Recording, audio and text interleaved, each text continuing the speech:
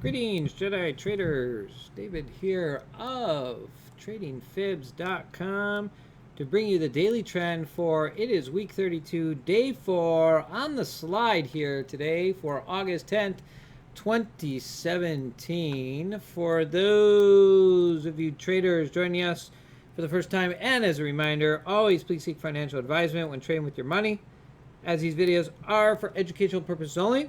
Support your knowledge in the market, see what's going through my head on any given day. Always make sure you have a solid trading plan and always manage your stop. Always manage your stop when placing a trade. All right. Wow.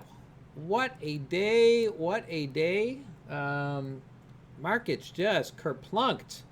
And as let's just go back for a second before we get in the charts here and take a look at where we ended up today. If we remind you, 50% of the market will get it right, 50% will get it wrong. Always got to be ready in both directions when it comes to futures. And as I posted there on Sunday, again, I'm not raising any flag that says I got it right. I was simply saying you got to watch for both sides. We had just as much a reason to keep heading up as much as it has been for a long time to come down. And that's where I play it out. It is the catalyst that I've said for months now that we monitor each week for the flush of the market at any given chance. And that's exactly what played out in the last couple days. So all good. Globex move on a nice charts overnight. I believe we had an amazing move. There it was. ES already on the Globex move last night here on the 5-4 Flex Renko to the downside. So markets were already headed down, and it only took not less than 5 minutes, and markets found their way back downside. All right, let's get into the let's first get into the charts recap, see where we're going tomorrow, perhaps. As we can see here, market action still playing down. There it is, the VIX getting up to 16. All it took was a day to go from 8, 9, 10 and all the way up to 16 as we've been playing in the lows. You could see big volume across the board here on the RTY, 28,000. That's a high for the newly Russell listed on the CME. Most of the majority, Snap earnings here now. NVIDIA crushing it, but Snap shares not doing too well right now. But FANG and Microsoft all down, giving it back today. All right, let's go to the daily gaps. As we see, actually, let's start with the market profile here. We talk about the market profile. We didn't get a chance to say anything about this yesterday, but if you look at yesterday's price action, which we knew to be a value session, didn't get really far, tough session, but I want you to notice that on market profile, I'm no guru when it comes to the market profile. You can check out Dalton, Stoudemire, you can check out Market Shadow Trader. Check out his stuff posted each day, but basic principle to me, previous points of control. I like volume profile versus time profile. Volume profile tells me we're 70% of price action traded, not based on time. So here you go. You got your profile yesterday, which was very balanced. You got price action on one side. You got it on the other. Of the 70%, gives you a nice bell curve. When you don't get that bell curve the day previous, look where we spent the majority of yesterday's day trading. That's right. At the lows here in this area, right? Which showed that we didn't have much of an extension down there, right? You could see not much single prints down here, no excess off the 70%. So we built some value yesterday. So same thing was on the ES from the previous day, and that's where we went. Almost up to the points of control, 600-day point of control right here on the NQ ES. Look where we went today, 24.3650. Don't rule it out. There it is, 600-day VPOC, point of control. The last 600 days, that's where the mean is. And look where price action moved to today and pretty much closed out, or at least down there right now. So keep that in mind. That's how you can watch that market profile. Again, a lot more information to learn, but at least on the front, that's where price action held today. All right, daily gaps. This is what I do follow. You can see the volume on the bottom, very nice, up above the 60-day moving average as we head now into August, as price action has definitely bounced off the all-time highs as we closed out an open gap on the YM here at 876, headed down to 784. That's our next level down. 27.25 on the ES, and NQ coming down to 57.2250. Yes, there are more open gaps downside. Keep those in mind as we roll weeks ahead, but it's the TF Russell, which notably over the years has always, or the RTY in this point, which the Russell 2K has always been one of those leading market index indicators, which says RTY is pulling back, Russell's pulling back. Well, it might be for the other markets. That's exactly where we're headed. So keep those open gaps. I don't have any on the Russell, but keep these in mind, 57, 2250, as well as the others, headed not only into Globex, but tomorrow's session. If any open gaps pop up tomorrow, deeper down, 31575. YM, we got one down deeper at 389. And NQ, look for 55, 1275, down to 49.75 for anything deeper. Okay, AD lines, it was a wild one today, guys. AD lines, again, like any markets on any given day, we see where the lows or the highs might be, and it's exactly where we got to today. Check it out. Market momentum took us all to the lows. There it was, NQ. Once we got down to the AD line, it was interesting enough. Even though we kept diving down, AD lines pretty much stalled out. Didn't have much further to go. So a little bit of hesitancy, thinking that market might not dive down any deeper. This was much the outlier. So somewhat of a lesson learned here today. As market continued to dive down, AD line can, advancers, decliners, can hold steady at the low. So as long as it's holding steady at the lows and you got your setup and strategy puts you in, it's the bars on the charts that ranks above all and supersedes with your trade management. AD line is just an additional momentum indicator of market market momentum, or just technicals as well. The word I'm looking for, though, is market breadth, overall market. Yeah, I'll come back to it if I remember. Anyway, all right, let's jump into the big picture here today. Let's take a look at the NQ full session. There it was, price action in on the Globex. Market action was to the downside as market open already in the Globex trend underneath the VWAP. Price action again got a deep pullback, not really, for those traders that decide to get in up here at the entry and just ride it down. It was a whole nother story. But overall, if you jumped in at the market open, you might have been taken out on that first pullback, depending on your trade management. Price action continued downside, held in trend. You got all three charts in the red. Deeper pullback, understand the bail, got back in. So the arrows indicating the highest probability setups on the charts today. Again, you got a little bit of peak up here, but hey, momentum's downside, guys. If you totally eliminated the PM session, totally understandable. You got the majority of the good move in the morning, and you just let it go. So NQ, very nice move overall. Taking a look at the YM downside. Again, didn't move as much on the YM today, but did give a trend momentarily to the upside on a high probability setup, but eventually turned down at the close. We got the ES full session. Again, I got to give it up to the ES actually for today. One of two charts for today. Price action as we saw the ES pull down 50 underneath the 144 all the way down, except momentarily here in the afternoon. But pre-market, market open, price action all in 3 in the red. It didn't take much to see. Again, it's all comes down to trade management. You got your setup. You're looking for it. As we go through each day, where's my charts? Highest probability setup, whether we're going for the long or whether we're going for the shorts on the T3 moving averages as a supplemental. Is price action above or below the cloud? Where's my short setup, since that applies more today? Here we go. Highest probability setup to the short. Price action, where is it? Above or below the cloud? That's the 5144. Am I in sync with the 534, which is row number 2? And then the 5144, is it in sync to the downside? Where, in other words, it's already crossed over. We got our highest probability setup. That's 5%, 10% of your trade. The rest of it's going to be trade management to the downside. And how far does the price momentum run before you get your stop to break even? And then from there, it's up to each individual how long you're going to stay on. So price action on the ES. Nice move today. A little bit of pullback. You might have started chasing the long here. Didn't work out. Price action came back down. There was your highest probability setup on a momentous day. RTY, again, very nice move to the downside.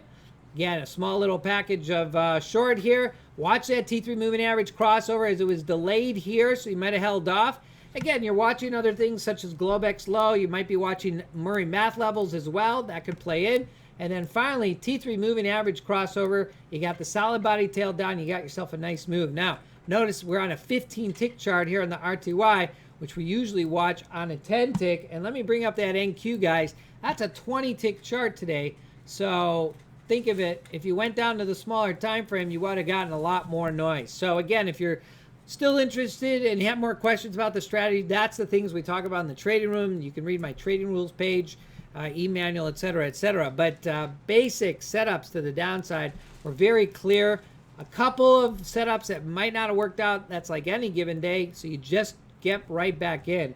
So I got to give it up. Two charts. The ES chart of the day. Market open to market close on a 6-3 Flex Renko. That's the combination of the Flex Renko with the Heikin Ashi bars, giving you a trend, a little bit of choppiness in the mid PM session, and then boink, right downside.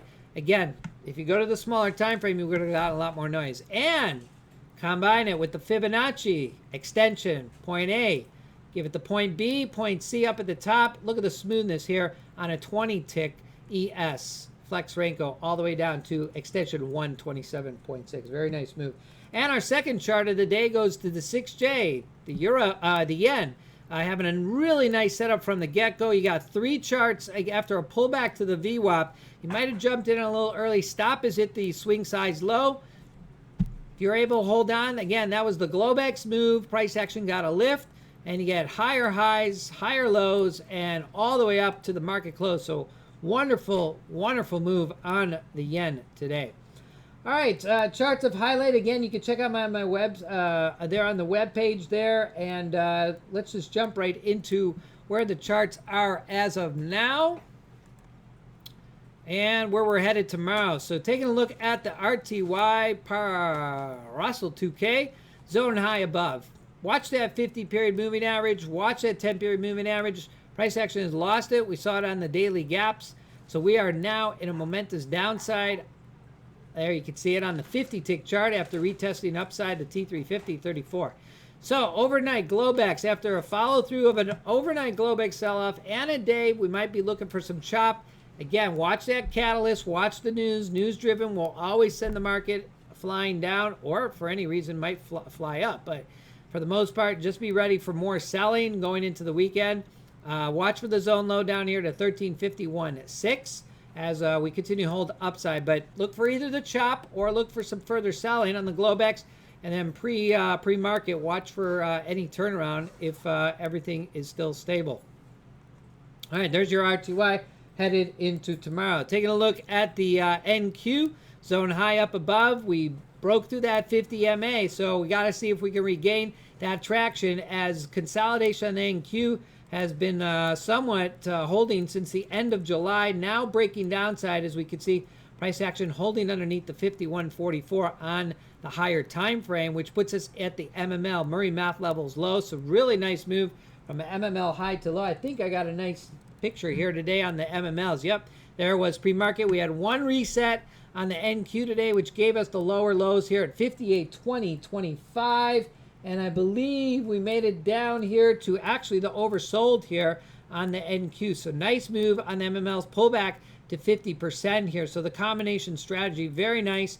Again, if you played the AM session, you left the PM session, nothing wrong with that either. Just taking a piece of the pie.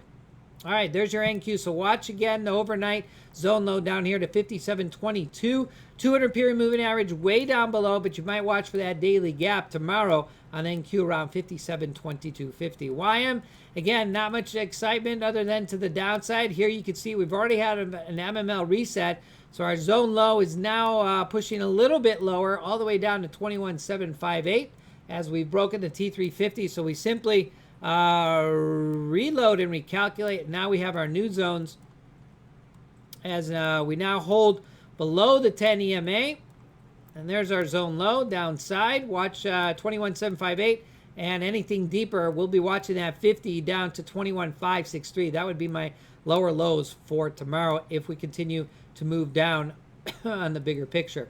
All right, ES, we haven't had a reset here. We did lose some traction here at the 10. We lost it at the 50 today. We are holding up at 50%. Major support resistance, 37.50. So that combination of the fib target, 161.8 would be a full move. Anything deeper, you'd be looking down to 261.8, which would put you at 2395.71. Where does that put us over here? Well, closing in then on the 200 SMA, which would be in the zone low, and the MML levels downside. So very doable. Not much. That would be about where are we at? 37. All right, so that wouldn't be too bad. That'd be about a 50-point drop here, give or take, down to the full Fibonacci extension and down somewhat near the MML low. So be ready in both directions as well. If market decides that's good, that's enough, we've got enough selling, then you'll want to look back upside to the MML highs on the shorter time frames. Crude again, nice day on the crude to the downside. Got to give it up to the crude from MML high to low. There it is, settling out near here around 44.84. Drive down, holding to the VWAPs. Nice move. Again, the simple straight strategy is, as in any other given day, looking for where is price action in accordance to the 51.44. Is it above it or is it below it? If it's below it, I'm looking for a trend bar. If it's a trend bar, is it in sync with row number 2 here, the 534? The 534, again, coming from another chart. And let me just show you where that's at. There it is. I got to open that up there. So there's the overlay. That's the study right there. I'm combining that strategy with the chart that's on up in front here. There it is. Row number 2. And the 51.44, the cloud up above. Price action is downside. The highest probability setup. Variety of different trade managements, but the idea here is to read these as trend bars and doji bars. Doji indecision bars. Those can be a little testy. If you keep your stop really close in a market, they know it. Retails are always eaten up, so you got to keep your stop a little bit farther back. Give it a little bit of that room to chop it first. Once price action continues to move forward, then you can move your stop to break even and see if you get yourself a runner. If you're trading multiple contracts, take one off. If you're going from MML high to low, take one off halfway. Move your stop half the distance, and then see if you can get all the way to the bottom. It's only a piece of the pie. GC, not much to talk about. We talked about 6J to the upside as well. All right, headed into tomorrow, end of the week, as market sells off. We got consumer price index and Fed speaker that's going to roll out the week as we head here into almost mid-October, mid-August. No, we're not in October yet. Still a little bit too warm here in the Pacific Northwest. And that's a wrap, guys. Not much headed into Friday. Just be ready for that Globex move. Always be ready for the Globex move if you're going to trade overnight. Again, you might want to watch for a little bit of settling, a little bit of chop. Any catalyst that sends the market in the same direction, just be ready for more trend. But again, just practice good trade management. All right, as always, that concludes my insight into the daily trend and key futures markets as I see them every day. Feel free to stop by here at my website, tradingfibs.com. A lot of good information. Check out the blog page. Check out some information on the ETFs, which I'm building up. You got some information on my trading rules, as well as what it takes to be part of our trading room, as well as former members' testimonials. What else? If you're interested in my strategy, one simple market, any strategy, one simple market. One simple strategy, any market, any chart, any time frame will keep you disciplined. I showed you the chart here. You can also check it out here on my trading rules page, which will give you a start. Also give you a basic template. If you sign up with Infinity Futures and using the CR Charts platform, you'll actually find my basic template there loaded already for you as one of the core setups. And then if you're interested in more information, you can obviously go ahead and email me. All right, guys, you can find me every day on Twitter here at tradingfibs.com. You can also follow me on StockTwits for any intraday setups or any whimsical wisdoms that I might post every day or retweet from those that I feel have some good things to share with you in the market. Guys, I only watch what's in front of me and on my charts. I leave the crystal ball to the experts, and I leave the bias at the door when trading. What does that mean? That means whatever you think the market's going to be. Yeah, I know we all want it to come down. We want it to go deep down. We want it to correct, but you got to be ready as a futures trader to be ready in both directions on any given day. So if you come into the into the market with that mindset that price action can go in either way, then you'll wait. You'll be disciplined for your setups, and then you'll take the trade in either direction, whether it's going to be a win or loss. Remember, you come to play in the market, you're ready to lose already. It's like going to the casino, right? If you go to the casino, you're ready to lose that money. Well, it's not fun losing money, but you come to the market, you're ready to play with that. If you lose it, you be patient, you wait for your next setup, and you're ready to go and take the next setup again. All right, that's it, guys. Let's see what it is today. I forgot. Oh, what is it? It is. Oh, that's right. It's National Lazy Day.